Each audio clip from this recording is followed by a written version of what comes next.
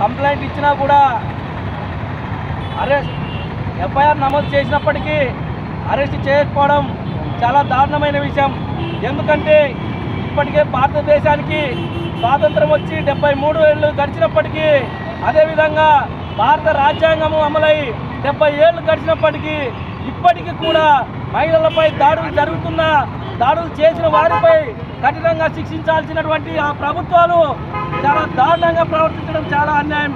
ఎందుకంటే సినిమాల్లోనూ అదేవిధంగా ప్రజలకు మెసేజ్ ఇవ్వడంలోనూ ముందున్నటువంటి ప్రతిభ ఆ అమ్మాయిని అతి దారుణంగా అత్యాచారం చేసి నోట్లో ఉత్తపోసి అమ్మాయిని కిరాతకంగా బాధ పెట్టినా కూడా ప్రదీప్ను అరెస్ట్ చేసేంత వరకు కూడా మేము కంకణం కట్టుకుంటామని చెప్పేసి కూడా చెప్తున్నాం. ఎందుకంటే దాదాపు 139 మంది అతి క్రూరంగా అత్యాచారం చేసినా కూడా తెలంగాణ రాష్ట్ర ప్రభుత్వం అదేవిధంగా తెలంగాణ ముఖ్యమంత్రి స్పందించకపోవడం చాలా దారుణమైన విషయం.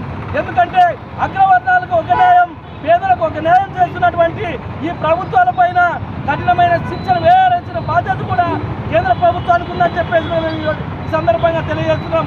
ఎందుకంటే గతంలో దిశపై అత్యాచారం చేసిన నిందితులను, నలుగురును, నిరక్షరాస్యులను, దళితులను ఎన్కౌంటర్ చేసినప్పుడు అదే గిరిజన యువతిపై 139 మంది అత్యాచారం చేస్తే ఒక్కరిని కూడా అరెస్ట్ చేయకపోవడం ఇది నిజంగా గిరిజనులకు చేస్తున్నటువంటి అన్యాయం కాదని చెప్పేసి కూడా కేసీఆర్ ప్రభుత్వాన్ని గట్టిగా ప్రశ్నిస్తున్నాం.